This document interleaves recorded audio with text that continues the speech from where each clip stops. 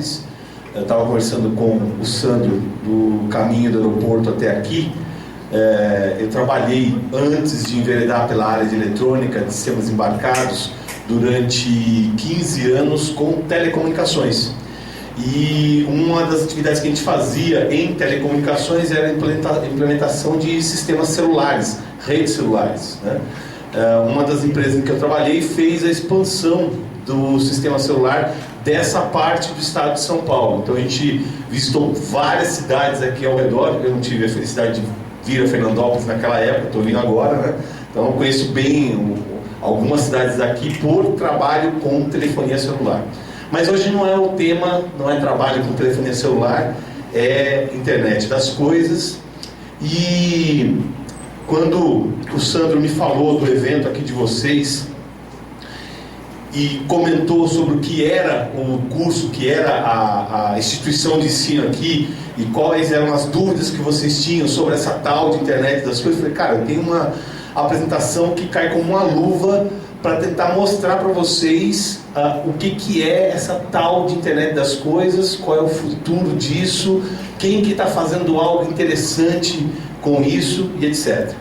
Eu coloquei um ponto de interrogação no título da palestra porque eu comecei a estudar esse tema em 2012, 2013 e me surpreendeu quando eu comecei a pesquisar mais a fundo o quanto já existia de trabalho, de atividade feita nessa área.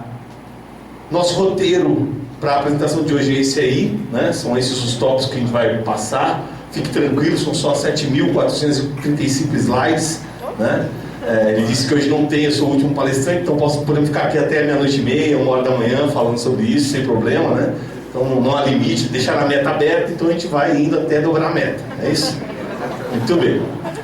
E aí, a coisa mais legal, quando você pega um tema, quando você pega alguma palavra nova, algum sistema novo e começa a estudar, é que você busca dados de quem começou a fazer aquilo pela primeira vez, para você entender um pouquinho da história. E se você entende um pouquinho da história, o que as pessoas já fizeram naquele tema, você consegue enxergar o norte para onde aquilo vai.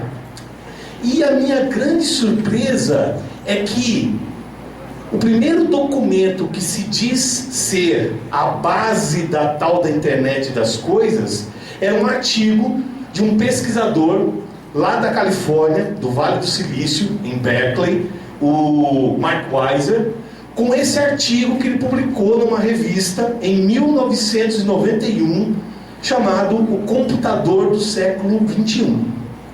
Então olha só, em 91 tinha um pesquisador lá em Berkeley, na Califórnia, um centro de pesquisa avançado, falando sobre como seria o computador de vocês agora, aqui, nesse momento.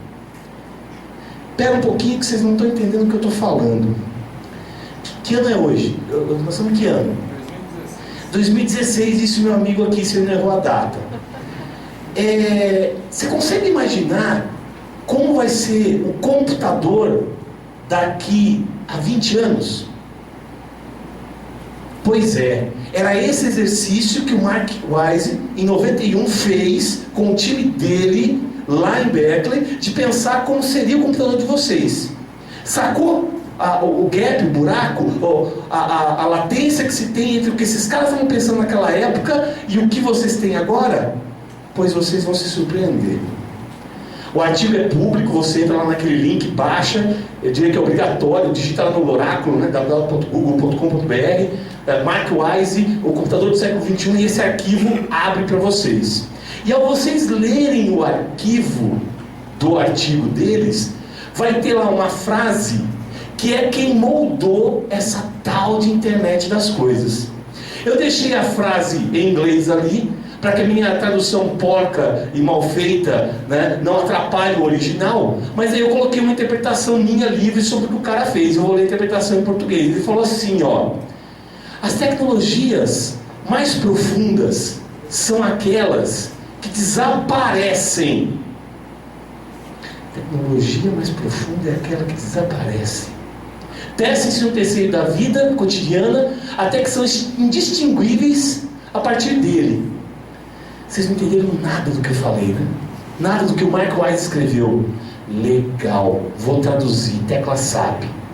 A tecnologia mais profunda é aquela que você vai usar e você nem vai perceber que essa porcaria dessa band que está aqui no meu braço, que tem um acelerômetro, um giroscópio, um magnetômetro, um Bluetooth, um NFC, consegue ao longo do dia capturar todos os meus movimentos e mandar para o meu telefone celular como foi o meu comportamento ao longo do dia.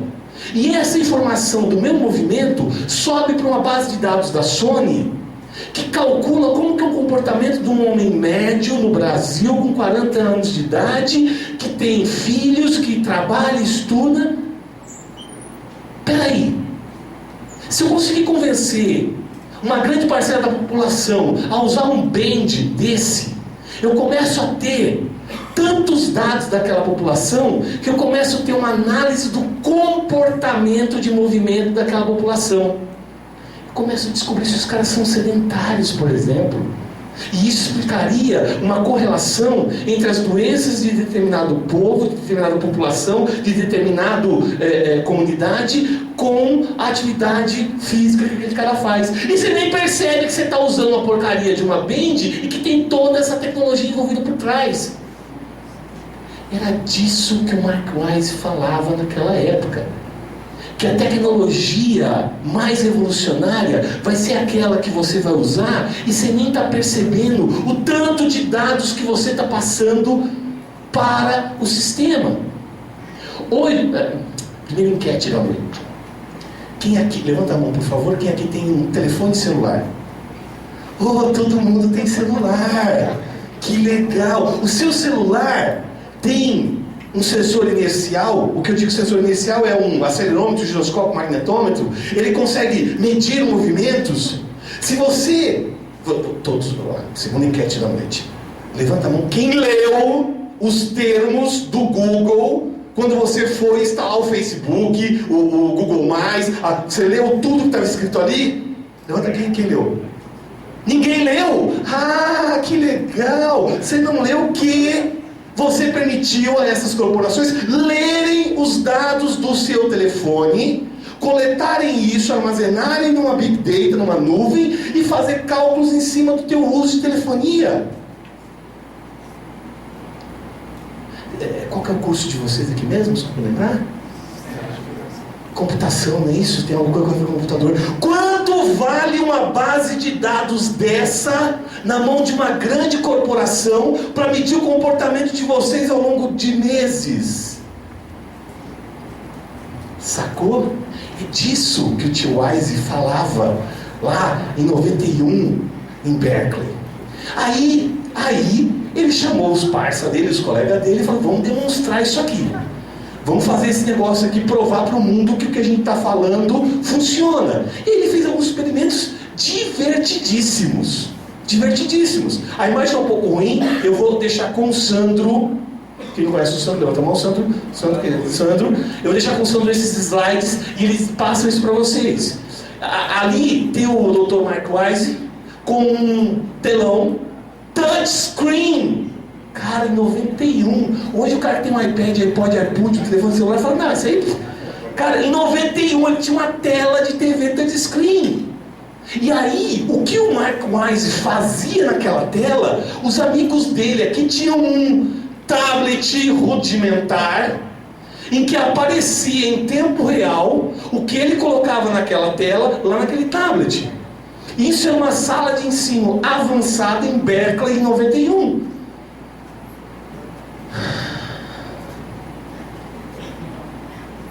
E ele fazia isso funcionar com o que ele tinha de mais moderno na época, em termos de tecnologia. Então ele usava comunicações infravermelho, aquela do controle remoto da TV, sabe? Que você tem que ter direcional, se alguma coisa entrar na frente, cai o link, né? Ele usava cabos de telefonia para fazer essa comunicação. Era o que ele tinha em mãos na época, né? E aí, essa ideia tem que ser trazida para os dias de hoje. Em 91, ele disse que o computador vai ser indistinguível. E hoje, 100% do pessoal que está aqui na sala tem um telefone celular conectado na rede, que pode transmitir dados para uma nuvem, que pode fazer essa coleta de informação ser feita e jogada num sistema. É isso que está acontecendo, né? Tudo vai mudar com o conceito de internet das coisas. Só que, em 91, o Mark Wise não deu esse nome bonito, Internet of Things, internet das coisas. O nome na época que ele deu a esse conceito era computação ubíqua, computação pervasiva. Quem já ouviu esses termos? Pode levantar a mão. Computação ubíqua, computação pervasiva é algo que você não percebe onde ela está, em todas as coisas, fazendo cálculos computacionais e mandando isso para algum lugar para ser concentrado, né? Em 98, 99, ano 2000, entrou um novo termo comercial para utilizar o conceito que o Mark Wise estava dizendo nessa época, que era o Machine to Machine, M2M. Eles diziam que todas as máquinas teriam alguma comunicação, alguma computação, e passariam isso entre si para criar uma rede de máquinas conectadas. E em 2004, um cara lá na Califórnia cunhou o termo internet das coisas. E aí virou uma revolução do marketing, porque agora a gente tem uma palavra bonita para chamar tudo aquilo que o pessoal lá em Berkeley, em 91, falava de computação ubíqua e computação pervasiva. Que feia essa palavra ubíqua, né? Internet das coisas é muito mais bonita. Aí eu fui dar uma palestra lá no Inatel, em Santa Rita do Sapucaí, sobre internet das coisas, e o pessoal falou que lá não é internet das coisas. Lá em Minas Gerais é a internet dos trem, né? É o IoT deles, é a internet dos trem, né? Porque tudo lá é trem, né? Muito legal. Muito bem. Você pega esse conceito do Mark Wise de 91, que então, olha só, estamos em 2016, tudo isso que eu vou falar aqui em termos de conceito não é novo, não é novidade, não foi criado ontem. Isso já vem sendo estudado e pensado há bastante tempo. E aí você pega um órgão internacional como é o ITU é o órgão internacional de telecomunicações, ele cria várias normas para telecomunicações. E você vai ver lá, por exemplo, que o ITU pensa em conectividade 24/7. A sua pulseirinha, o seu equipamento, o seu sistema tem que ter acesso. Aqui tem laser point? Tem, né? Tem aqui, ó. Tem que ter acesso em qualquer tempo, em qualquer lugar, com qualquer coisa. É isso o conceito de IoT. Tá, talvez aqui esteja muito teórico, a gente precisa dar alguns exemplos práticos. Vamos avançar para a gente chegar em alguma coisa prática. Números. Eu trabalho atualmente numa empresa americana chamada Avnet, que é uma distribuidora global de componentes eletrônicos. Nós vendemos lá na Avnet pecinhas, componentes, chips, tá? Para fazer sistemas embarcados, para fazer os projetos eletrônicos. É impressionante, eu estava conversando isso com o Sandro no caminho do aeroporto para cá, como nos últimos 2 anos uma corporação desse porte tem focado todas as ideias e esforços na tal da internet das coisas. Os projetos, os produtos, os incentivos que têm acontecido lá têm sido para chegar nesses números que eu vou dizer para vocês. A Cisco, uma das gigantescas empresas de servidores, roteadores para montar infraestrutura de telecomunicações e de redes para fazer essa tal dessa internet das coisas acontecer, ela aposta num número. Ela diz que em 2010 existiam no mundo 12 bilhões de coisas conectadas.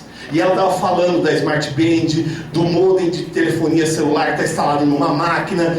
Hoje a gente tem uma colheitadeira que é totalmente automatizada, com computação embarcada nela, mandando dados para o servidor da fazenda para coletar isso em tempo real, essa informação. Então é esse tipo de coisa que a Cisco cita.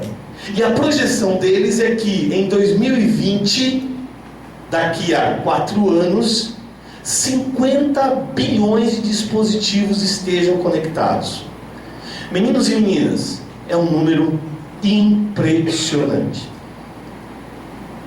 Eu tenho que tentar passar para vocês uma ideia. É muito dinheiro envolvido. É muita coisa sendo feita com tecnologia. Há a necessidade de profissionais como vocês que consigam fazer esse monte de coisa se conectar. Hoje o mercado busca gente que saiba fazer, que tenha expertise para resolver alguns problemas que eu vou montar aqui. Eu montei esse slide, essa apresentação no ano de 2014, 2 anos atrás. Eu tenho que corrigir esse slide. As projeções já dão conta de um número maior do que 50 bilhões de dispositivos em 2020. Mensagem clara que precisa ficar para vocês: há campo de trabalho, há mercado de trabalho, dá para investir nessa área e conseguir ter muito retorno com isso. Para vocês terem ideia, vocês que são da computação, todo mundo aqui já ouviu falar da lei de Moore. Quem nunca ouviu falar da lei de Moore? Legal, isso era bom ninguém levantar o braço mesmo. Diz que, dado um determinado tempo, a capacidade computacional vai dobrar para os dispositivos, né? Então essa curva diz que a quantidade de dispositivos colocados ao longo do tempo está atendendo a lei de Moore. A próxima onda é a tal da internet das coisas. Ter a quantidade de dispositivos dobrando a cada ano. E por que é assim? É assim porque nas mais diversas áreas do conhecimento você vai ter coisas conectadas. Deixa eu dar alguns exemplos.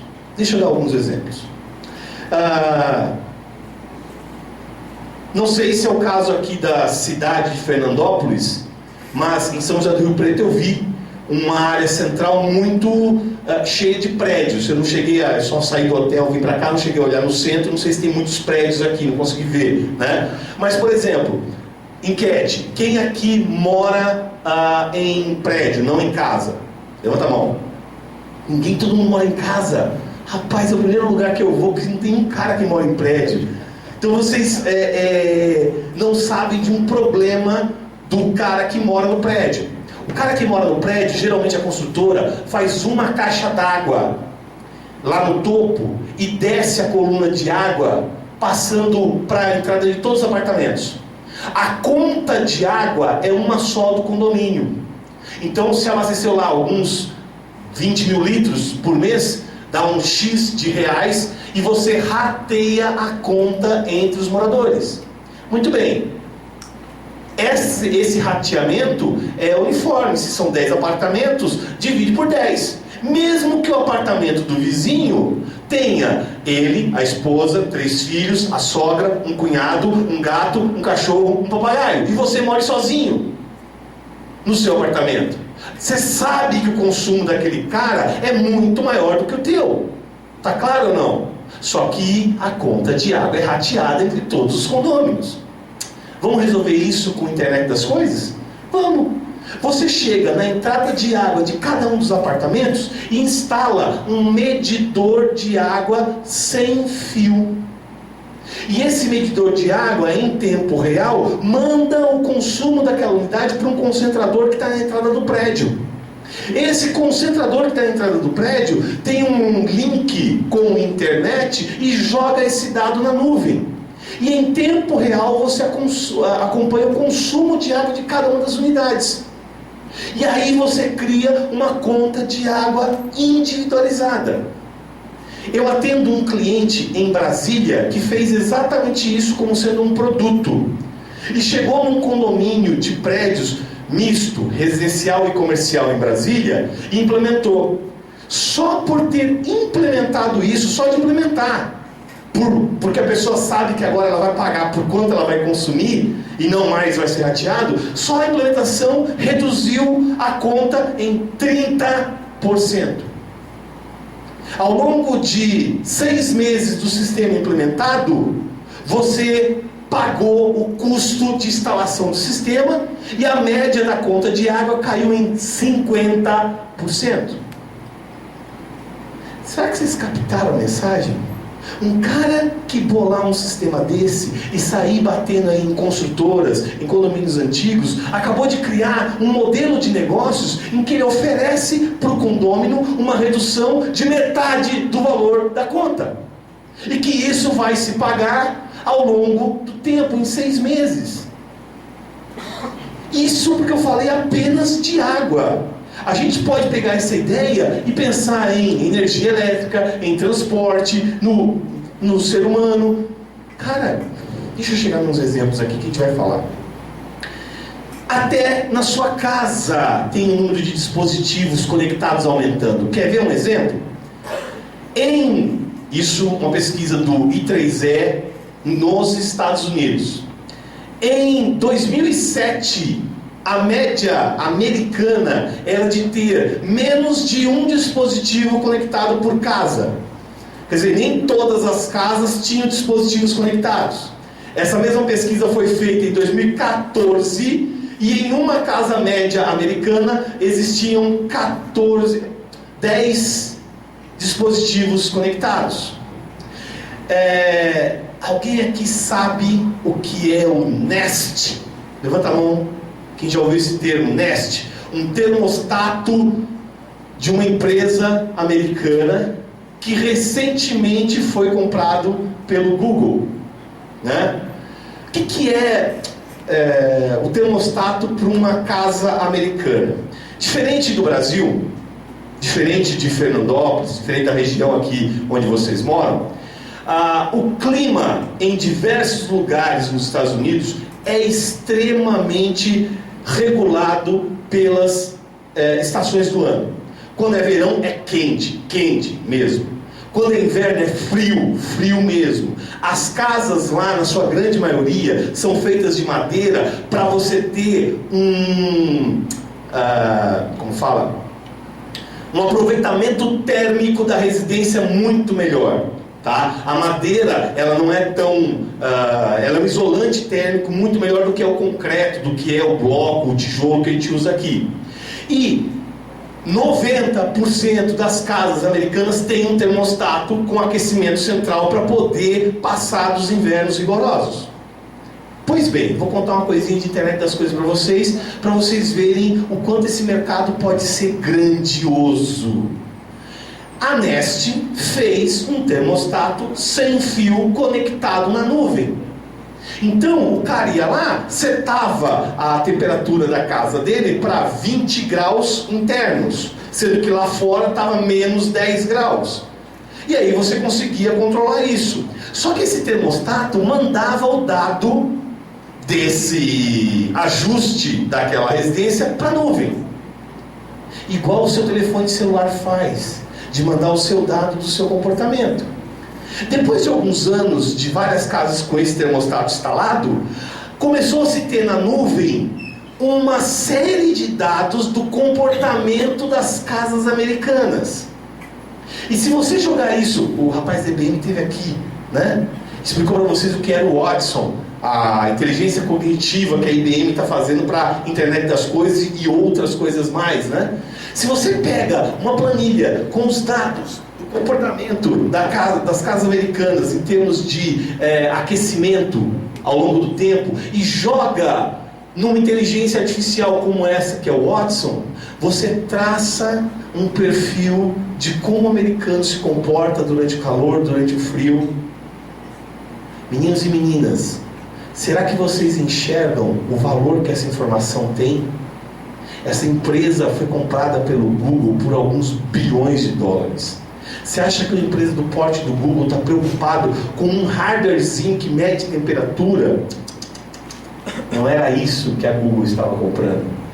A Google estava comprando essa base de dados de ajuste das temperaturas das casas americanas. Porque baseado nisto, eles conseguem fazer uma propaganda, um marketing agressivo e pontual para quando o cara está com frio, para quando o cara está com calor, quando o cara setou a temperatura num nível, setou a temperatura em outro nível. Isso vale dinheiro. Sacou? Muito bem. Eu adoro esse slide, porque esse slide aqui, ele dá uma noção exata do que é a tal da internet das coisas e aonde vocês precisam atuar se vocês quiserem realmente fazer algo funcional com a internet das coisas. Escuta, nós precisamos retirar do ambiente dados. Então vocês precisam de alguns sensores. Andando do aeroporto para cá, eu vi, por exemplo, que a região aqui tem várias fazendas com plantação de cana-de-açúcar. É uma região sucroalcooleira bem intensa aqui, essa ponta do estado, né? Você já imaginou se você bate na porta de um fazendeiro desse e consegue falar para ele a seguinte história que eu vou contar? Olha, vamos colocar aqui na sua plantação alguns sensores que vão medir como é que está o nível de acidez do solo, como é que está o nível de umidade desse solo, como é que está o índice de luminosidade recebida nesse solo. E aí você pega esses dados, joga na nuvem, usa o Watson e tira algumas curvas mostrando que a cana-de-açúcar tem uma produção maior ou menor de acordo com determinado solo, com determinada umidade, com determinada luminosidade. A questão da umidade, você pode, por exemplo, controlar a sua irrigação para ser feita de acordo com aquele dado que eu tirei de campo. E aí você calcula e mostra que você aumenta a produtividade do cara em 20, 30%, porque você colocou um sistema que mede em tempo real como está o comportamento da plantação dele. Inclusive acertando qual é o momento melhor para a colheita, aonde você vai tirar o melhor proveito da planta naquele momento de corte. Eu só consigo fazer isso tudo que eu falei com vocês se eu tiver algum tipo de sensor que eu consiga colocar em campo para tirar essa informação. Algum tipo de processamento para pegar esses dados desses sensores, encapsular e mandar para algum lugar. E mandar para algum lugar, eu preciso de alguma conectividade. Por exemplo, lá na Avnet, que é a empresa que eu trabalho, a gente acabou de receber uns kits de teste para uma tecnologia de comunicação sem fio de longo alcance. Eu consigo ter um sensor desse se comunicando a 15 km de distância, alimentado por uma célulazinha solar com durabilidade de 3 anos. Quanto é o tempo médio de uma lavoura de cana entre o cara plantar e colher? Um semestre? Um ano? Um sensor desse conseguiria ir para campo sem precisar de fio, sem nada, mandando os dados para um concentrador que está na sede da fazenda. Sacou? Hoje existe tecnologia embarcada capaz de fazer isso. Uma vez que você tirou o dado do campo, processou e transmitiu, aí começam a aparecer trocentas aplicações possíveis e imagináveis para você fazer com aquilo. Um exemplo que eu usei é da plantação de cana-de-açúcar, que os produtores sucroalcooleiros podem estar guardando um gênio aqui dessa sala, montar um sistema como esse e aumentar a produtividade dele em 30%. Quanto vale isso, galera? É isso que você tem que pensar. Quanto vale isso? Né?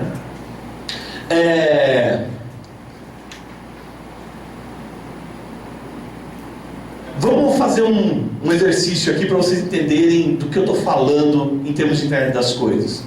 Esse eixo aqui é a linha do tempo.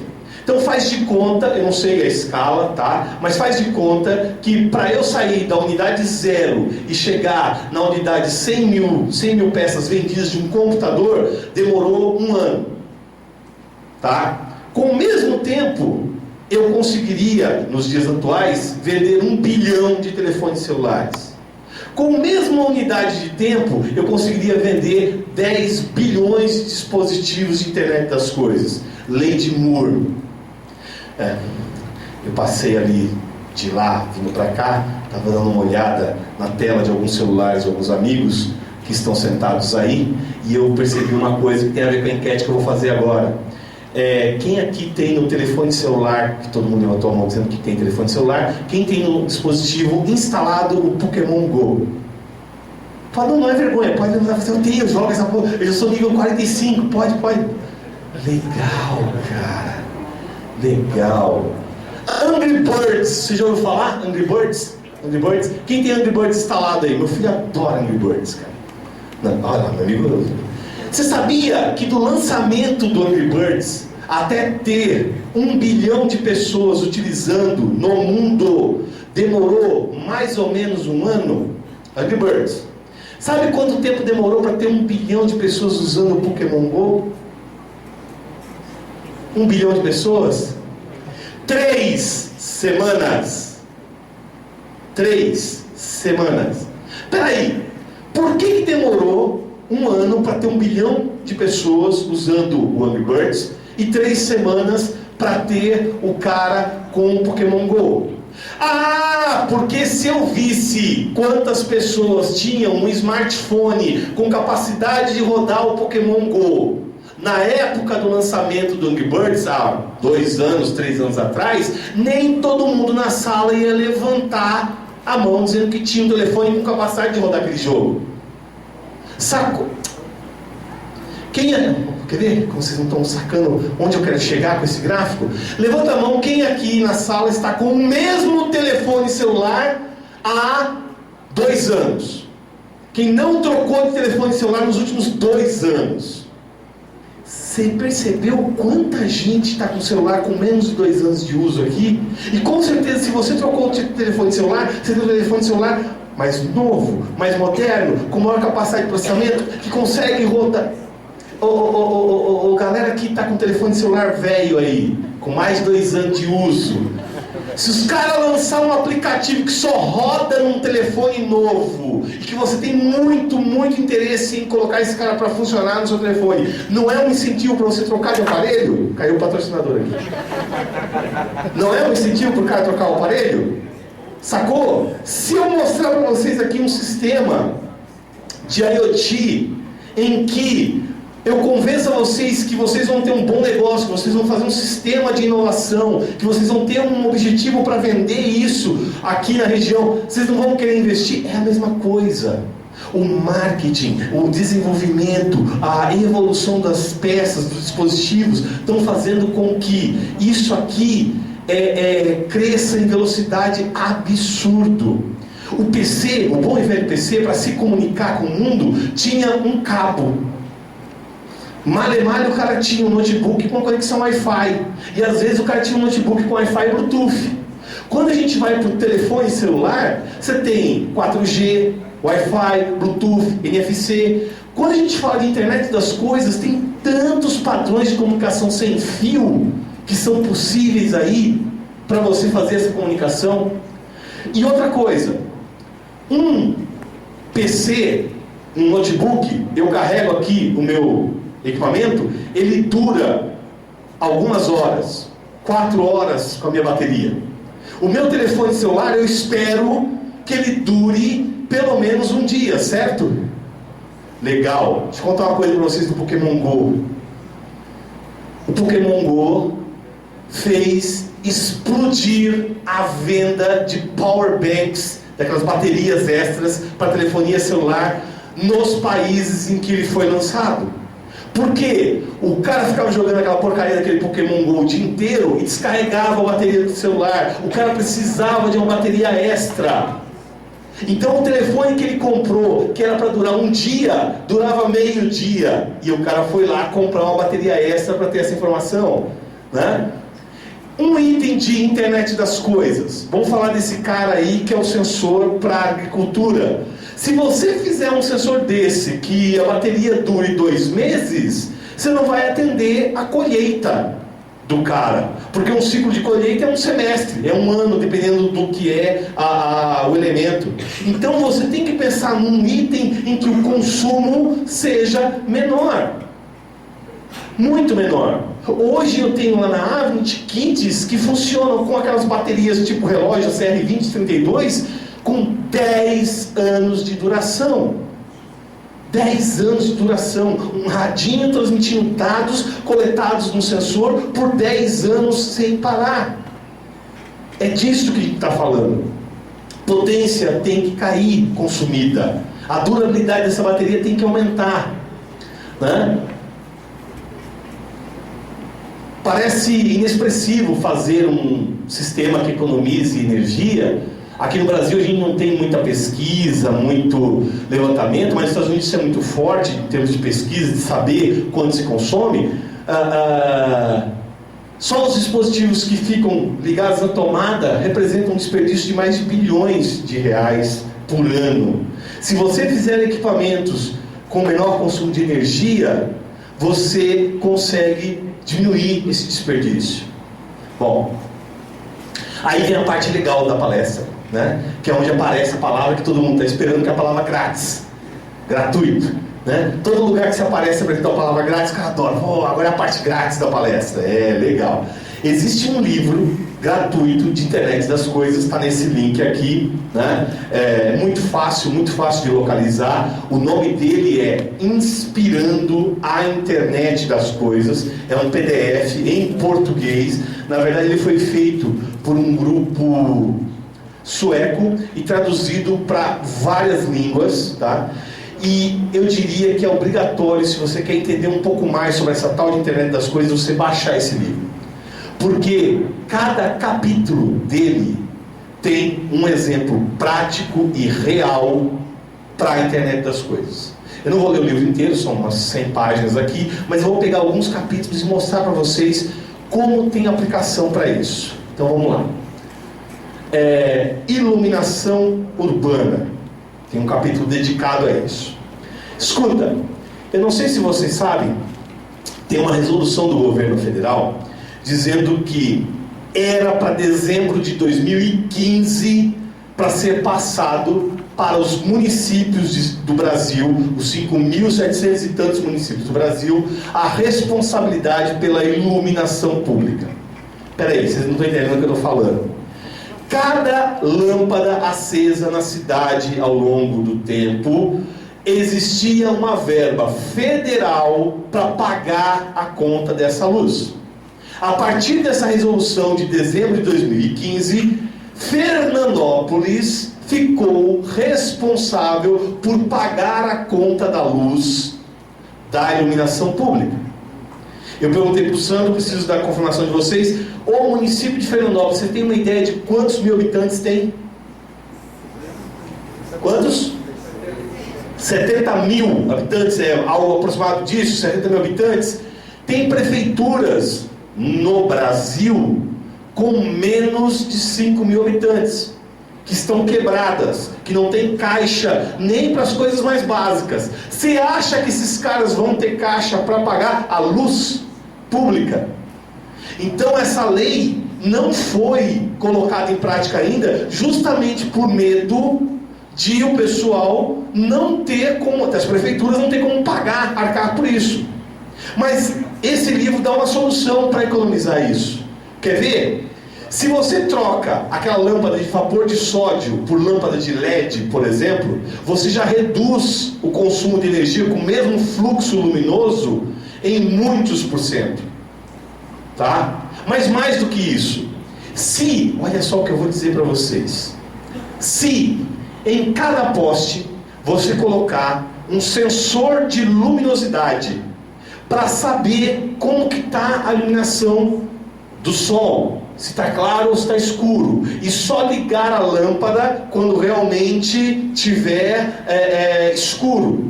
E embaixo você coloca um sensor de presença. E esse sensor de presença sabe, por exemplo, numa rodovia, se tem gente passando, se tem carro passando ou não. E liga e desliga a lâmpada com dimerização, para não ficar uma coisa seca de ligar e desligar. a partir do momento que tiver um veículo vindo na rodovia. 3 horas da manhã, o fluxo de veículos, de pessoas nas ruas é muito menor. Você pode dimerizar essa lâmpada, diminuir um pouco o brilho, e quando alguém for andar ali, você sobe o brilho. Sacou? Extremamente simples em termos de eletrônica fazer um projeto como esse. Se cada lâmpada tem um radinho e eu tenho um concentrador tendo informação dessas lâmpadas, eu consigo, por exemplo, saber cada lâmpada da cidade se está ligada ou desligada. E a prefeitura recebe em tempo real se, por exemplo, uma lâmpada queimou. Meninos e meninas, acho que vocês não estão entendendo o que eu estou falando, velho.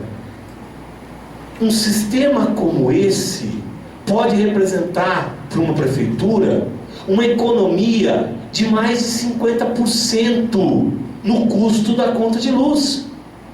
Em poucos anos, você consegue mostrar para a administração pública que um sistema desse implementado paga todo o valor. E dá e agrega muito mais informação, muito mais dados na prefeitura. Já tem diversas cidades no Brasil implementando esse tipo de coisa para a iluminação pública. Sensores, processamento, comunicação, vai para a nuvem, Big Data, eu tenho um Analytics, tenho inteligência, é disso que a gente está falando.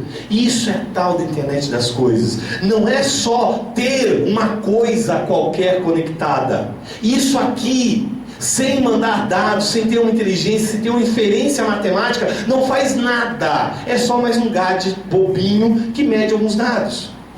Isso aqui começa a ter sentido, isso aqui começa a ter valor agregado quando você reúne milhões de braços de pessoas mandando dados ao mesmo tempo e fazendo contas e tirando informações dali.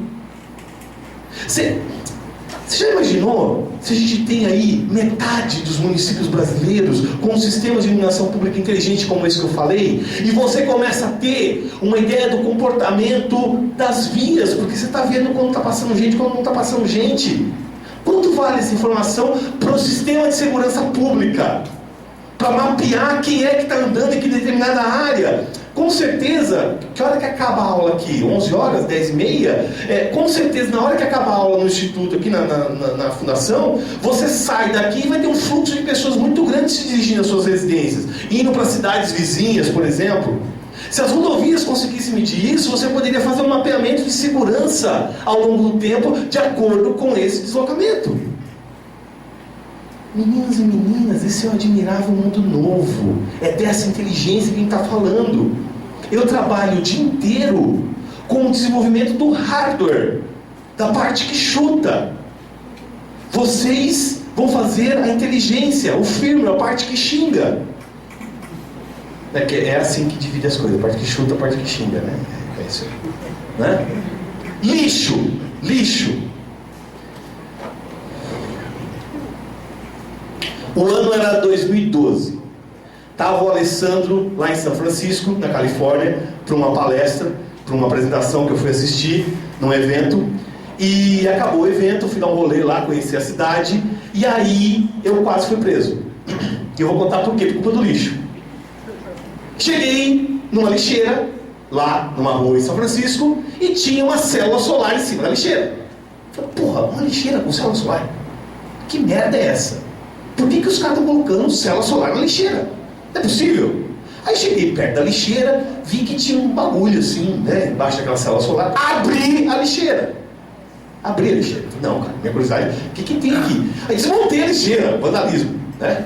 Desmontei a lixeira. Aí descobri que aquela célula solar alimentava um circuito eletrônico aonde tinha lá embaixo um sensor que media a quantidade de lixo que a lixeira tinha. E tinha um radinho. Aí eu vi a marca, entrei no oráculo e falei, que porcaria é essa? Aí descobri que em São Francisco tinha uma empresa que automatizou as lixeiras da cidade. E aí a lixeira contava para o sistema de administração quando ela estava cheia. E aí o caboclo que ia lá fazer a limpeza das lixeiras ia só na lixeira que estava cheia. E economizava dinheiro, porque ele não tinha que ficar rodando a cidade inteira. Isso reduziu mais de 50% o custo da Prefeitura de São Francisco na coleta de lixo urbano. Vocês não têm o problema que nós temos lá em São Paulo de inundação toda hora, né? Que os bueiros enchem de coisa.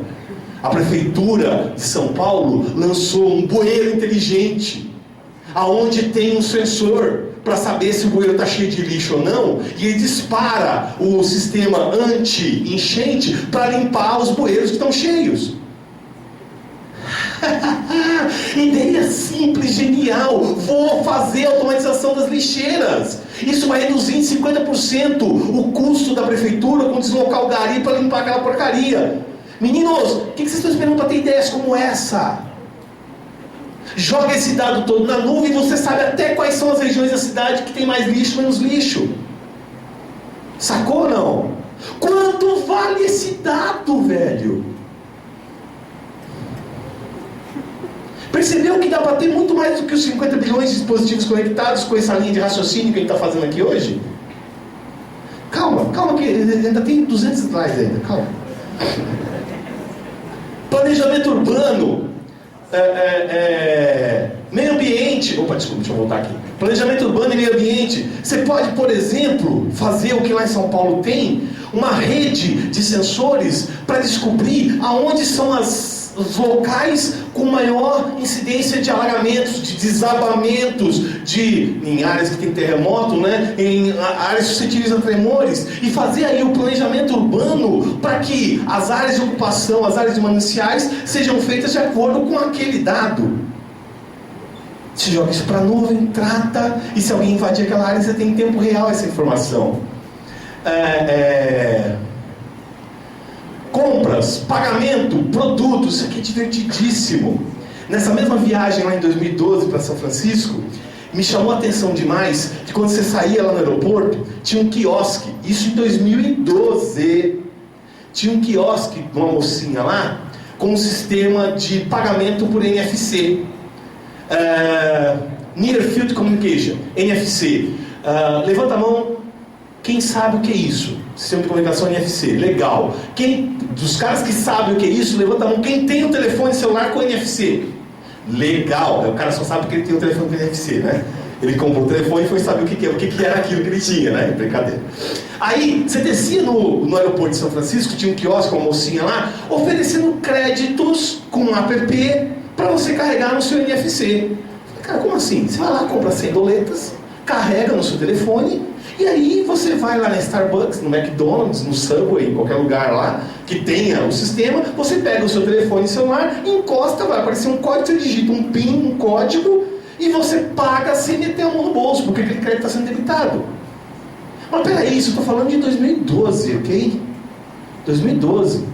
Depois disso, que já estava sendo implementado em São Francisco em 2012, alguns players gigantescos já fizeram o mesmo. Está aí a nossa amiga Apple com seus iPhones que colocaram o Apple Pay. Está aí a Samsung com seu Samsung Pay. E tem agora aplicativos da Visa, da Mastercard para fazer o mesmo. Então basta você ter um dispositivo. A Visa acabou de lançar uma pulseira igual a essa minha, que tem um NFC em que você carrega o crédito com isso aqui. Eu fui no mercado em Austin, no Texas. Whole Foods é o nome da rede de mercados. É o mercado mais tecnológico que eu já vi na vida. Todas as prateleiras de produtos lá tem uma etiquetinha com um display. E você vê o preço do produto ali naquele display. Se o produto entra numa promoção, ou aumenta de preço, ou qualquer coisa acontece, o administrador do mercado recebe essa informação, dá um comando e as etiquetas em tempo real atualizam tudo. Não tem uma remarcadora. A etiqueta já se comunica sem fio com o sistema e já em tempo real você consegue ter atualização de preço. Tem uma rede de mercados americanos chamada Target, que é a que está mais avançada no self-payment. Hoje você não tem mais caixas. na linha lá de pagamento. Você pega tudo, coloca lá, cada tagzinha do seu produto já passa por um sensor e você já tem a bilhetagem, já tem a conta automática. Se você tiver isso integrado com o Apple Pay, ou com o Samsung Pay, ou com qualquer Pay que você quiser, você já paga isso automaticamente. Você já imaginou o quanto reduz de tempo? E o quanto mandaram de operadores de caixa embora com isso? E aí vem uma reclamação que eu ouço demais. Ah, a tecnologia vai cortar meu emprego. Vou ficar desempregado. Oh, coitado. Estude. Faça o que vocês estão fazendo aqui. Aprendam. Pensem na novidade. Há espaço para quem vai desenvolver tecnologia. O cara é operador de caixa há 30 anos. Tem que ser mandado embora mesmo. 30 anos passando arroz na frente dele. Já pensou que legal?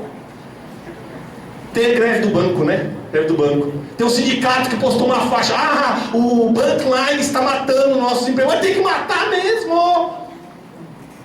Tem que matar mesmo. Faz 30 anos que o cara recebe a conta de luz, meu. Paga a porcaria da conta de luz no Bankline, cara. Tecnologia. O que o bancário vai fazer? Estuda. Tem tanta coisa para ele fazer. Sacou? Vocês aqui na fundação estudando, se formando, estão no caminho certo. Estão vendo tecnologia. Ok? Não se assustem. Eventos. Teve uma tal de Copa do Mundo no Brasil. 7-1 não, melhor. Teve Olimpíadas, né? Olimpíadas. Tô mal de exemplo, velho. Mas eventos de grande porte você consegue fazer, por exemplo, com a internet das coisas, muita automatização. Não sei se vocês sabem, durante as Olimpíadas teve uma empresa israelense que instalou na cerimônia de abertura no Maracanã uma câmera 4K de alta resolução com reconhecimento facial. Todas as pessoas que estavam sentadas na arquibancada foram escaneadas e tiveram a sua identidade procurada. Se tivesse um cara terrorista com a lista na Interpol, no FBI, alguma coisa, essa cross-relação seria feita em segundos e os agentes de segurança lá poderiam ter acionado e retirado o cara antes que um evento desse, uma tragédia, tivesse acontecido, como aconteceu na Copa das Confederações. Não, na Champions League, não me lembro, na Eurocopa, lá na França, onde explodiu algumas bombas no redor do estádio. Aliás, por que os caras não entraram dentro do estádio naquele jogo? Porque havia um portal na entrada com esse sistema dessa câmera israelense. Identificaram os caras querendo entrar com as bombas, os agentes foram e o cara explodiu. Ok? Antes do cara entrar lá dentro. Então hoje já existe tecnologia para eventos, para fazer o ingresso, para reconhecer a pessoa. Plantações, eu já falei algumas coisas, né? Sistemas de medição de energia, aqui ia encaixar aquele exemplo de Brasília que eu falei, do medidor eletrônico, mas isso se aplica a gás, luz, água, qualquer consumível, que hoje o cara tira o dado de forma manual, e aí ele pode automatizar com esse sistema sem fios, ok? Automação, isso aqui é um sistema japonês para medir tsunami, quando tem terremoto. Eles colocaram ao redor da Baía de Tóquio uma série de sensores e qualquer ondulação do mar, além de um parâmetro bem estabelecido, dispara na casa do pessoal ou num aplicativo móvel em tempo real dizendo: olha, tem alarme de tsunami. Aí, saia com a tua pessoa, saia com o pessoal daí, porque a área que você está vai ser atingida. Né? Isso é totalmente possível com esses sensores falando sem fio, jogando dado na nuvem. O que mais? Aí, ó, aqui é a foto, né, da rede de sensores instalada na Bahia, que é o Japão, né? E todos esses sensores se comunicam e mandam dados em tempo real para o pessoal saber como vai acontecer. Isso aqui é bem legal, bem legal. Vou contar uma aplicação que vocês vão ficar ricos agora, ok? Preparem-se, né? Você monta uma band dessa daqui, coloca alguns dispositivos como esse que eu falei, né? Então, um rádiozinho desse aqui que tem acelerômetro, giroscópio, magnetômetro, e existe algumas bands dessa que tem um buraquinho aqui embaixo que, em contato com a pele, começa a medir alguns parâmetros biométricos da pessoa. Então ela mede a temperatura da pessoa, mede a taxa de umidade, quando o cara está suando ou não, mede por raios infravermelhos o batimento cardíaco daquela pessoa, mede a taxa de oxigênio no sangue, mede a glicose do sangue, mede a pressão arterial daquela pessoa e pelos sensores inerciais do movimento. Aí você coloca um sistema como esse no braço do vô, da avó, da mãe, né? E do pai, daquela pessoa idosa, daquela pessoa com problemas que você tem na sua casa. E esse sisteminha, em tempo real, fica levantando todos esses parâmetros biológicos, biomédicos que eu acabei de falar para vocês. E se a pressão arterial do vô subir, ou a pressão da avó cair, ou a temperatura mudar bruscamente, começar a ficar febril, ou se a taxa de oxigênio no sangue de um cara que tem uma disfunção pulmonar cair muito, ou se a glicose subir, ou se a pessoa levar uma queda, esse sistema em tempo real comunica com o telefone ou com o roteador Wi-Fi da casa e manda dados para uma central de home care. E aí o médico lá do home care pode, por exemplo, pegar o telefone, ligar para a casa da pessoa: ô vó, tudo bem? A senhora passou algo nervoso agora? Vi que a sua pressão deu uma subida aí, precisa de alguma ajuda? Vocês não estão entendendo, né? Vocês sacaram que uma coisa como essa pode fazer um levantamento preditivo da saúde e pode, se jogado numa inteligência artificial, calculando esses parâmetros, perceber se a pessoa está num pré-infarto, num pré-derrame, numa taxa de diabetes muito alta e vai entrar numa crise. E aí você dispara por telefone uma ação: vó, toma aquele medicamento. A senhora tomou seu medicamento hoje, vó? Ou a senhora esqueceu o medicamento? Né? E aí, só por essa ação de home care por telefone que você dá de acordo com o parâmetro que a sua band informou, você evita que uma legião de pessoas vá parar no hospital. Não, vocês não entenderam, né?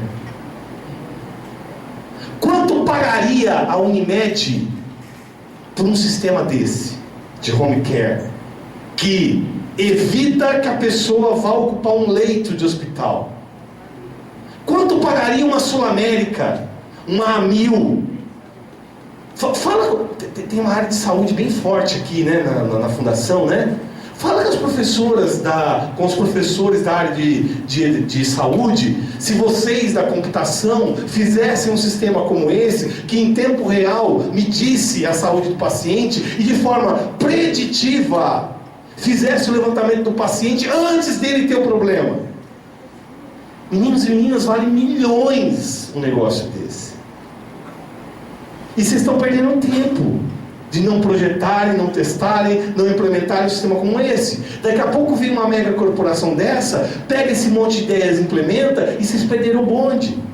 São de ideias como hoje, hardware, a parte que chuta, não é mais a dificuldade. Se você vier falar comigo lá na Avent sobre: ô professor, como é que eu faço um wearable, um vestível desse, que consegue fazer o levantamento de todos esses parâmetros? Eu tenho a lista de materiais completa para você desenvolver um sistema como esse. Prontinha para você testar essas ideias, esses conceitos. Hoje, lembra da árvore? Eu meço dados, processo, transmito, calculo e coloco aqui na nuvem. Isso é o tal da internet das coisas, né? Hoje em dia já tem um mercado extremamente avançado para esses wearables, medindo parâmetros das pessoas das maneiras mais estranhas, mas que tem um efeito gigantesco nas aplicações. Vou dar um exemplo. Futebol. Acabou uma partida qualquer de futebol, o cara tem aquela mania de trocar a camisa com o jogador adversário, né? Tem virado meio que piadinha nas redes sociais, mas os jogadores ultimamente estão usando um sutiã. Já viram isso? Sutiã é coisa nenhuma, cara. Aquilo é um colete. E se você olhar com olhos técnicos treinados, você vai perceber que aqui na cacunda do cara, aqui logo abaixo do pescoço, tem um calombo. E esse calombo tem um sistema inercial que mediu o comportamento do jogador ao longo da partida inteira, sabendo quando ele correu, quando ele levantou, quando ele deu um pique, quando ele caiu, com que velocidade, quantas calorias ele gastou. Esse dado da partida faz, por exemplo, aquele mapa de calor da onde o profissional esteve ao longo da partida. Mas levar essa informação para o fisiologista do clube permite que ele analise se ele tem um desgaste muscular mais intenso e faz um treinamento específico de recuperação para aquele atleta. Esporte de alto rendimento, usando um wearable, um vestível. Vocês da computação poderiam receber os dados de 11 jogadores numa partida de futebol e conseguir processar todo esse volume de informações geradas nos 90 minutos. E fazer um sistema como o Watson tirar dessa informação. Vai lá bater no pessoal na porta do pessoal da Biomédicas, para saber que parâmetro é importante eu medir durante uma partida de futebol. Eu quero saber o pique do cara, é isso que é importante? Quanto ele andou em repouso no campo, como ele caiu, isso. Pega essa informação, planilha, coloca numa inteligência cognitiva, trabalha e você começa a ter resultados. É isso que se espera de quem vai fazer a tal da internet das coisas funcionar. Sacou? Tem dispositivos, só para vocês verem como é possível fazer esses wearables cada vez menores. Isso aqui é um teclado de um Mac, isso aqui é a letra L de um Mac, isso aqui é um processador. Roda sistema operacional. Olha o tamanho físico disso. Isso é um MX7 da marca NXP. Um processador, isso aqui são as bolinhas que vai soldar na placa de circuito impresso. Ele consegue processar um Linux, um Windows embarcado, um Android, para fazer esses dispositivos. Muito bem. O mercado disso está crescendo cada vez mais. Tem várias empresas fazendo esses wearables, né?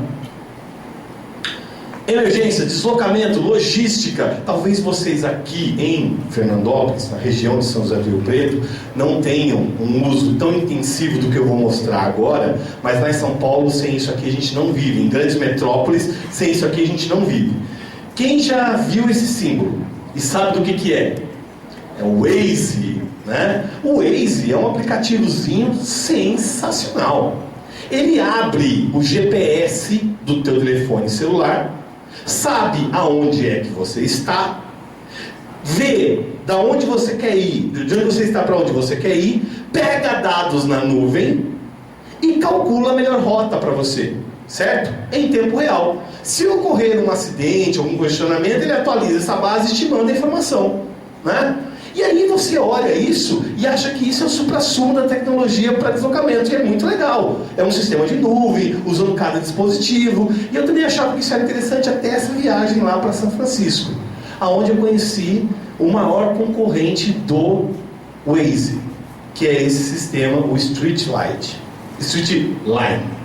O que é o Streetline? Ah, cara, muito legal isso. Olha só, o que o Streetline faz? Ele pega, você instala um app no seu telefone e você tem a ligação com o GPS e você diz: eu estou aqui em Fernandópolis, quero ir para São José do Rio Preto. Ele calcula qual é a melhor rota, verifica os dados dos outros telefones, verifica se tem tráfego e te dá. Mas isso aí é o que o Waze faz. Até essa parte que eu estou contando, o Streetline e o Waze fazem a mesma coisa. Aonde que está a diferença? A diferença está o seguinte: e se eu não ligar o meu Waze? E se eu não mandar o meu dado para a nuvem. Então, o meu deslocamento de São José do Rio Preto para Fernandópolis não é registrado pelo sistema, certo? Eu só começo a ter dados de quem está usando o aplicativo. O Streetline fez um sistema usando umas tartarugas colocadas no chão, aonde eu meço os dados dos carros offline. Então eu tenho dados de quem está usando o aplicativo e de quem não está usando o aplicativo. Ele é muito mais preciso, né? Então ele colocou ao longo da rua um sensor que eu meço se o carro está passando. Então se eu vou andar por aquela estrada e eu sei que tem mais veículos, mesmo que o cara esteja offline, eu tenho maior precisão. Mas isso aí não é o mais legal do Streetline. Ele joga os dados na nuvem e ele criou um aplicativo com os parquímetros. Parquímetro nos Estados Unidos é uma coisa extremamente comum. É a Zona Azul, quem tem lá em São Paulo, né? São áreas que a prefeitura libera na rua para você estacionar e que você tem que pagar para utilizar aquilo. O parquímetro nos Estados Unidos, ele é conectado. Ele tem um link de RF. E ele fala com o Streetline. Você baixa o aplicativo e fala assim, eu vou para o Pier 49 comer um camarão lá no restaurante do Bubba Gump, que é um ponto super famoso lá em São Francisco. E eu quero já reservar a minha vaga de estacionamento na rua. Então eu pago lá 5 doletas, aperto no meu aplicativo, o meu aplicativo já verifica na rua onde é que tem vaga, seleciona, fala assim, você está na vaga 35 da rua tal, e muda a cor do parquímetro, que está verde quando não tem ninguém, para você estacionar, para vermelho, porque aquele parquímetro está reservado. Se alguém estacionar na sua vaga antes de você chegar, o sistema manda um alerta falando assim, e começa a piscar em amarelo, assim, opa, esse parquímetro está reservado para um cara do Streetline, ok? E como o sistema tem o seu deslocamento, ele sabe que você está chegando, ele sabe quanto tempo você vai demorar até ocupar aquela vaga. Você estacionou ali, ocupou a vaga, ele muda pro verde piscante, dizendo a vaga está sendo paga, já está sendo utilizada, e você vai lá, janta, volta, retira o carro. Legal, né? Mas calma, que não é só isso. Tem mais coisa ainda nesse sistema. Aqui é o aplicativo, né? Muito similar ao Waze, você seta, diz para onde vai, dá o trajeto, etc. Mas aí, eles instalaram nas ruas de São Francisco umas placas inteligentes que se comunicam com o aplicativo. Você é um turista, nunca foi para a cidade, não sabe onde é que é aquela vaga. Quando você passar por uma placa dessa, essa setinha muda de cor de acordo com o que você vai passando na rua e fala assim, você vira para cá, você vira para lá, você vira para cá, já te indica o trajeto ali de onde é que você tem que virar. É um sistema muito integrado, ok? Vamos acelerar isso aí para a gente terminar e falar do resumo da ópera, ok? Internet das coisas existe com 4 grandes tópicos. Você ter as máquinas conectadas, você ter alguma inteligência sendo armazenada em dados, processamento e redes de comunicação. Esses são os grandes 4 tópicos. Eu, Alessandro Cunha, engenheiro da Avnet, que trabalha com sistemas embarcados, sou um especialista neste tópico. Eu sei... Caiu o patrocinador de novo. Deixa o patrocinador. Eu sei fazer o projeto desses equipamentos eletrônicos. Eu não sei, eu tenho uma dificuldade, eu tenho uma falha no meu currículo, eu não sei fazer a rede funcionar, eu não sei fazer a computação funcionar, não sei, precisamos de vocês. Não tem hoje um profissional que saiba tudo da internet das coisas, é muita coisa para ser feita. Então, precisa se unir entre vários profissionais para que você consiga fazer com que essas ideias andem. Você precisa do cara que projeta esse hardware, que faz a comunicação, que leva o dado para a nuvem, que processa, que tira a inteligência dali. Ok? Big Data. Teve um cara que veio falar de Big Data, né? Ele falou desses números. Num único dia, o Facebook tem 500 terabytes de dados processados. Lógico que o Streetline, que o Waze, que a agricultura, que o sensor lá da Mil, de quem quer que seja, não vai ter um volume desse, mas a estrutura de processamento de computação que vocês vão fazer para essas ideias que eu estou apresentando funcionarem, tem que ser, tem que ter capacidade de processar um volume grande de dados. E o que acontece? Quanto mais elementos vão entrando no sistema, maior é o volume de dados que você tem. Se cada carro, por exemplo, tiver um rastreador mandando dado, você imagina quantos dados você tem só no Brasil de carros andando por aí. É esse volume que vai aumentando cada vez mais a hora que você coloca sistemas para funcionar. O Google tem 20 mil terabytes de processamento por dia, né? Só para ter uma ideia. Outro termo muito utilizado, aqui é propaganda, é marketing, né? Outro termo muito utilizado pelo pessoal de internet das coisas é que a internet das coisas já está sendo a quarta onda da produção industrial. Na primeira onda, você tinha a mecanização, as coisas não eram mais manuais, era uma máquina que fazia. Na segunda, o Henry Ford montou a linha de produção, as coisas eram feitas em série em grande volume. Na terceira onda, os computadores, os CLPs começaram a entrar na linha de produção. E agora, cada braço robô tem um sensor conectado na web e em tempo real você tem essa informação na linha de produção. Essa é a quarta revolução, tá? Tem um vídeo muito legal da Siemens sobre isso, depois vocês procuram. Para fechar, legal, quero trabalhar agora com a internet das coisas. Tudo é flor, tudo está fácil, tudo é maravilha, não é que eu assino meu contrato? Não, nem tudo é flor. Tem 4 coisas aí que não estão muito legais ainda na internet das coisas. Não há um padrão, tem um problema de regulamentação, governo, tem muito problema de segurança e tem a falta de profissionais qualificados. Só para exemplificar rapidinho cada um desses tópicos, cada símbolo desse é uma agência no mundo que resolveu fazer uma norma de internet das coisas. Cada país quer criar a sua norma. E cada país quer que a sua norma seja melhor que a do outro. E que vire padrão mundial. Sabe o que vai acontecer? Você já olhou para as nossas tomadas? Vai acontecer igual as nossas tomadas.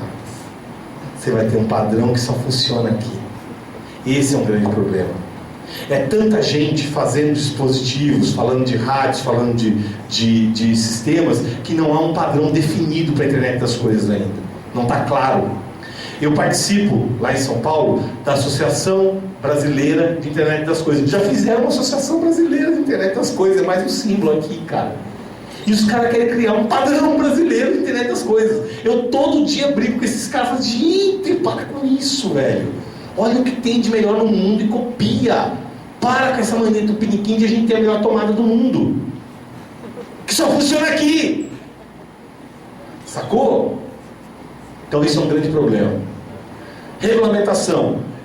Eu poderia falar muitas horas sobre regulamentação. Não vou estressar vocês com isso. Vou pegar um grãozinho de areia na questão da regulamentação. Esse gráfico, que vocês não estão conseguindo ler nada, depois eu passo para o Sandro e divulgo isso para vocês, é uma amostragem de diversas tecnologias de comunicação sem fio. Hoje, qualquer coisa que você vá fazer que tenha um radinho para transmitir dados, tem que ser homologado pela tia Anatel. Então, você precisa de regulamentação em determinadas áreas, peguei o RF como exemplo, para que a coisa seja autorizada a funcionar aqui no Brasil. Só de RF tem um monte de elementos, de itens para você pensar, muita coisa. E todos eles têm que funcionar ao mesmo tempo, sem que um interfira no outro. Isso é bem difícil, tá? Então a regulamentação é um outro drama. Segurança.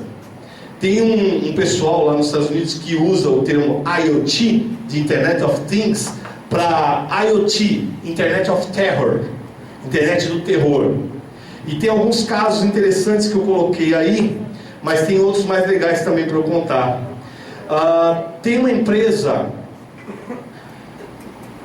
inglesa que fez aquela ideia do medidor inteligente, né, de água, só que ele fez para luz. E ele foi um sucesso, vendeu 50 milhões de medidores na Grã-Bretanha. E aí, ele, que não é bobo nem nada, colocou um chip de criptografia dentro do medidor, porque esse medidor fala com a internet para mandar o dado em tempo real do consumo da casa. Ele colocou um chip de criptografia para que não houvesse invasão. E eles fizeram uma chave criptográfica com um algoritmo bom, seguro, privado, colocado desse chip de criptografia. Muito bem.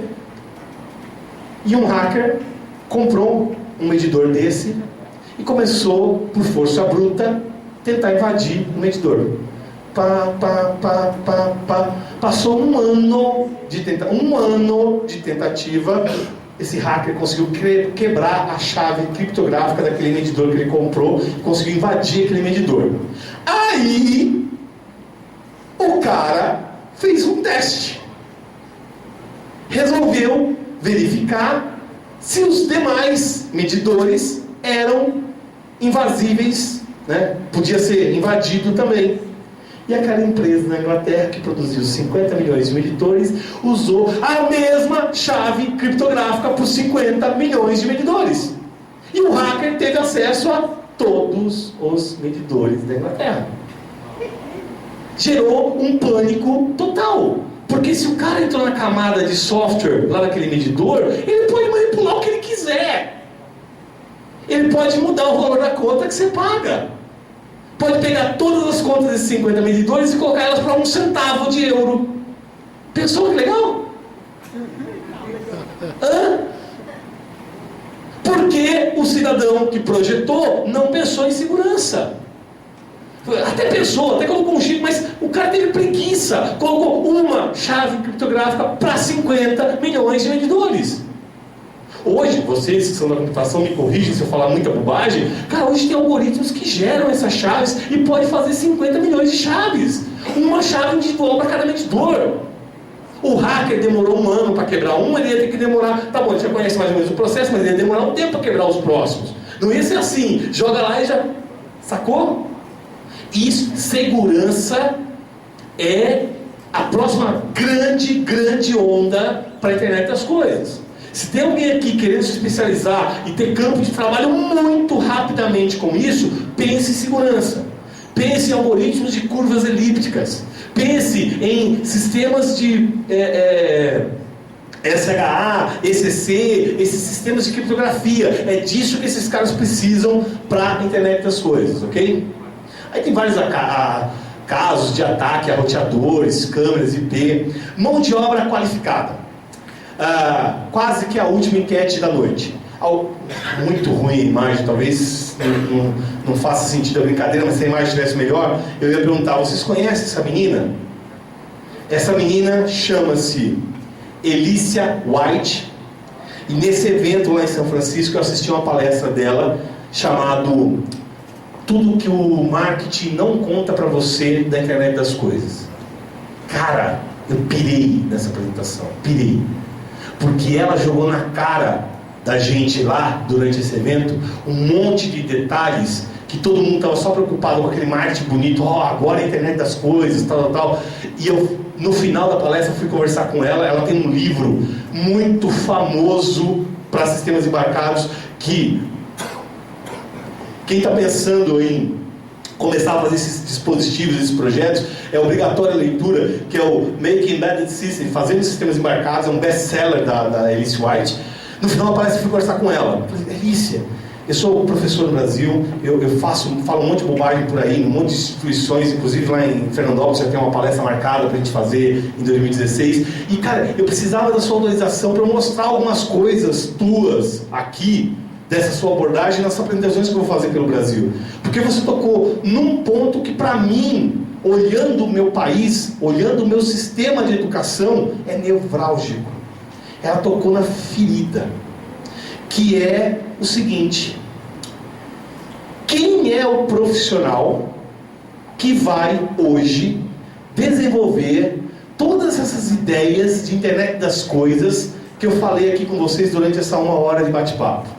É o profissional que, por exemplo, sabe fazer um dispositivo, sabe projetar um hardwarezinho desse, conhece de eletrônica, sabe fazer testes, sabe usar um osciloscópio, sabe programar em linguagem C, etc.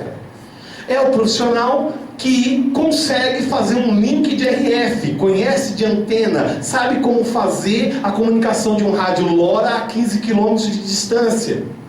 É o cara que, quando esse dado chegar num gateway, ele consegue setar uma porta, ajustar o gateway, o proxy, fazer toda a parte de ajuste para jogar isso na nuvem, para que isso chegue no usuário, num aplicativo que ele pega o celular, olha e está tudo bonitinho.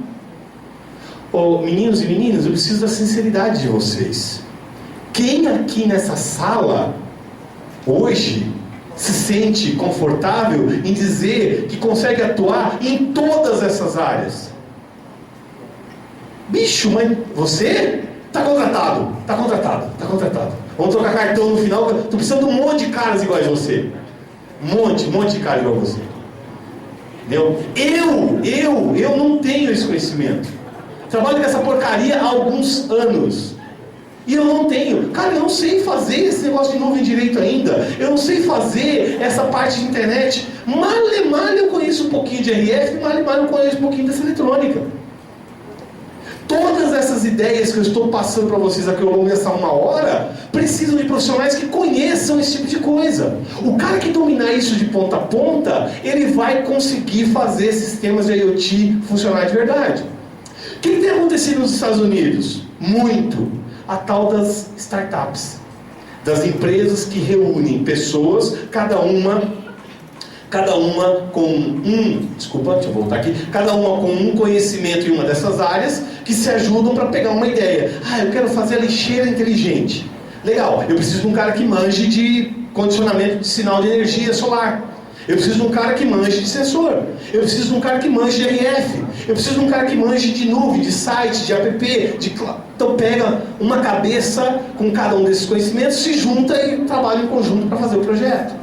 É isso que tem acontecido muito. Muito difícil você achar um cara que domine tudo, com exceção do meu amigo lá, que vamos conversar depois, hein? São de você. Cada uma dessas áreas, eu preciso fazer comunicação móvel. Bicho, é tanto conhecimento que eu preciso ter para fazer um radinho de RF funcionar. Tanto conhecimento. Preciso fazer, por exemplo, a parte de gerenciamento de energia, com conectividade. É tanta coisa envolvida aqui. Eu preciso, por exemplo, fazer o meu serviço de nuvem. Cada caixinha dessa que aparece aí nessas aplicações precisa de um monte de conhecimento. Dá para eu ser generalista e conhecer um tiquinho de nada de cada coisa, ou dá para eu ser especialista, conhecer a fundo cada um desses blocos. Se você atuar direito, há campo para as duas técnicas, tanto o generalista quanto o especialista. Aliás, você sabe como é que você conhece um especialista em qualquer lugar que você esteja? Sabe que aquele cara é um especialista, sabe como que é? Não. O especialista sempre é aquela pessoa que está naquele lugar resolvendo um problema há 20 minutos ou há 20 anos.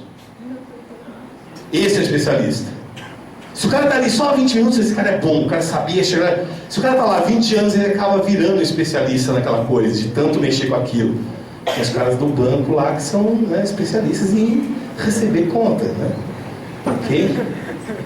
Né? Então aí, olha só, a Elícia, esse slide da apresentação dela lá no ESC, em São José, na Califórnia, em que ela cita cada caixinha dessa um monte de coisa que a pessoa tem que saber. Cara, é muito conhecimento, é muita coisa, não dá para, nesse momento, ter isso tudo numa pessoa só, ok? E aí, para fechar, eu quero contar alguns casinhos bem rápidos que eu vi nessa apresentação lá.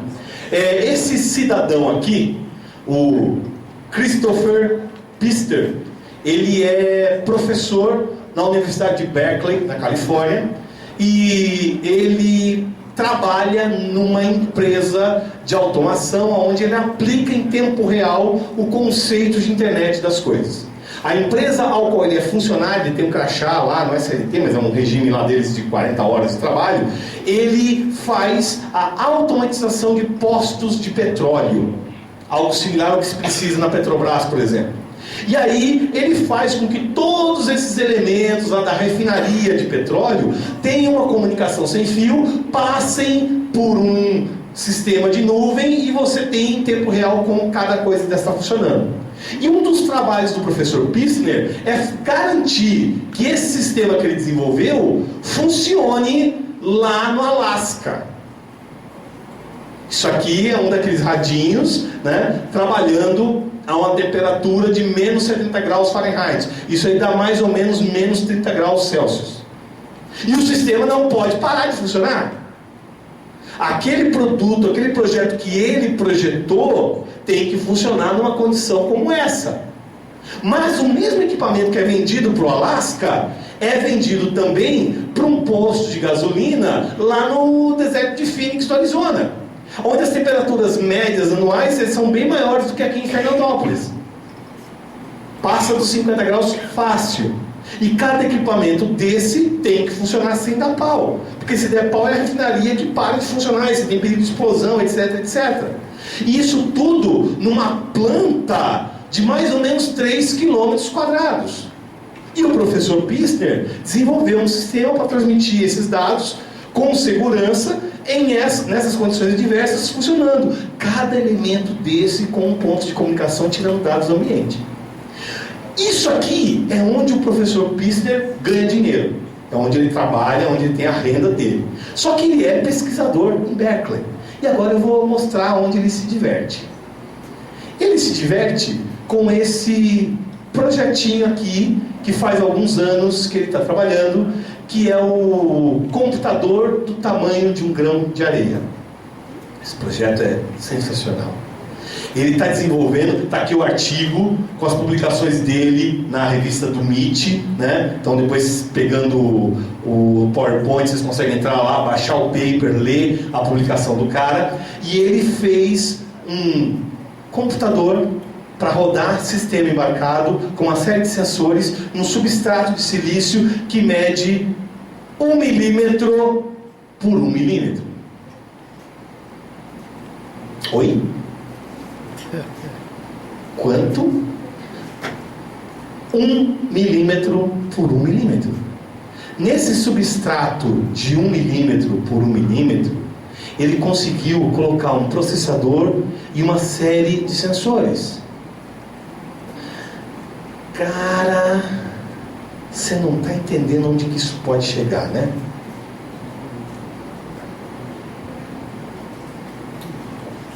Esse trabalho do Pissner é sensacional.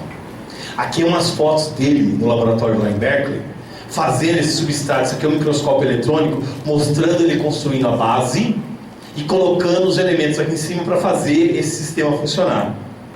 Tá? E aí ele começou a desenvolver esse trabalho de miniaturização desses elementos para a internet das coisas. E aqui é uma linha de trabalho dele com os protótipos, maiores, menores, sendo reduzidos, né? Então ele mostra que ao longo do tempo como é que ele foi fazendo essa redução. E ele criou uma empresa, além de trabalhar nessa empresa que faz automação, ele criou uma empresa dele que é a Dust Networks. Esse aqui era o governador da Califórnia na época, o Arnold Schwarzenegger, né? Na época que ele colocou esse stand, era o governator, né? Ele chegou e cumprimentou o professor, I'll be back, né? Teve um grande reconhecimento do trabalho dele. E aí ele mostrou a aplicação do Smart Dust para movimentos inerciais num anelzinho. O que ele fez com isso? Ele criou um sistema com anéis medindo dados da mão. O pessoal da computação agora vai pirar o que esse cara fez. E ele começou a ler os movimentos da mão. Tá, e daí? E daí que ele, aqui algumas fotos dos testes que ele andou fazendo, criou um algoritmo computacional para identificar cada movimento que ele faz, uma representação de um sinal elétrico e saber que movimento esse cara estava fazendo. Tá, e daí? Alguém sabe que filme é esse? Minority Report, com Tom Cruise. Vocês se lembram da cena com o ator principal, em que ele chega na frente de um computador e para dar os comandos desse computador ele faz algo assim?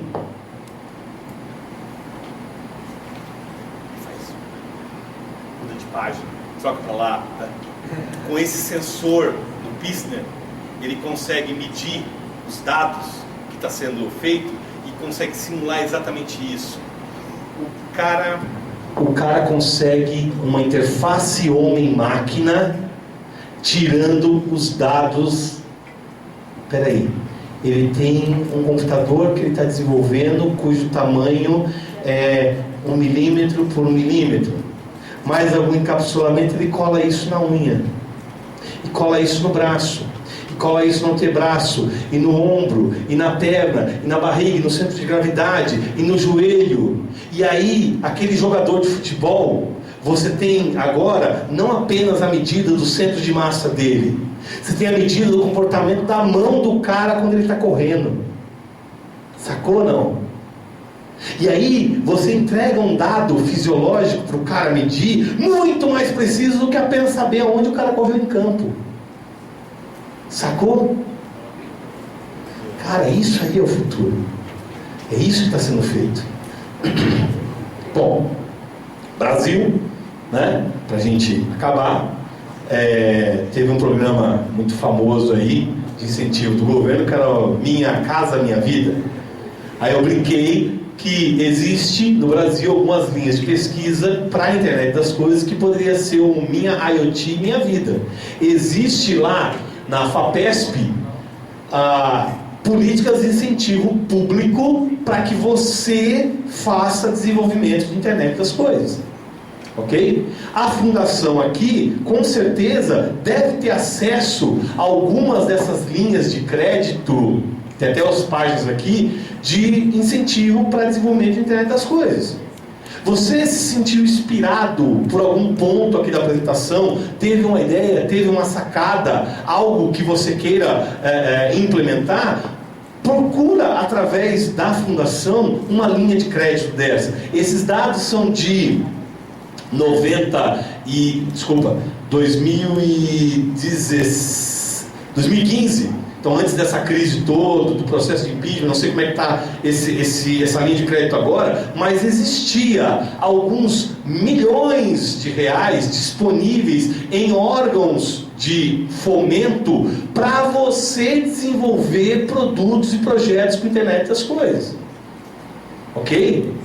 Então dá para você investir, dá para você colocar e fazer isso aí rodar. E fazer a nossa internet das coisas aqui rodar. Ok? Deixa eu colocar aqui. Eu sou o Alessandro Ferreira da Cunha, sou um cara extremamente fácil de localizar nas redes sociais. Tenho Facebook, Instagram, Twitter, Skype. Sintam-se à vontade de me adicionar. Aliás, o primeiro contato que a gente fez desse convite foi via Facebook, né? Você me adicionou lá na rede, viu uma palestra minha que estava no YouTube, na minha página no YouTube, e me adicionou e chamou no chat. Falou: Alessandro, sou aqui do Instituto aqui da Fundação em Fernandópolis, você quer vir fazer uma palestra? Verificamos a agenda, consegui alocar isso aqui e a gente conseguiu ver. Então, qualquer um desses temas que eu citei, eu sou um cara muito workaholic com esse negócio de rede social. Eu publico muita coisa lá, muita. Então, as viagens que a gente faz, os clientes que a gente atende, as tecnologias que a gente vê, eu sempre estou colocando coisa interessante lá. Se quiser me adicionar e ver um pouquinho dessa história da internet, dos sistemas embarcados, da eletrônica, enfim, pode fazer isso, não tem problema, tá? Era isso que eu tinha preparado. Eu queria saber se alguém tem alguma pergunta, alguma dúvida, quer fazer um comentário. Não? Já deu sexta-feira, hora de ir pro bar, é isso? Já acabou? Não? Então, muitíssimo obrigado pela paciência de vocês aí, foi um imenso prazer, ok?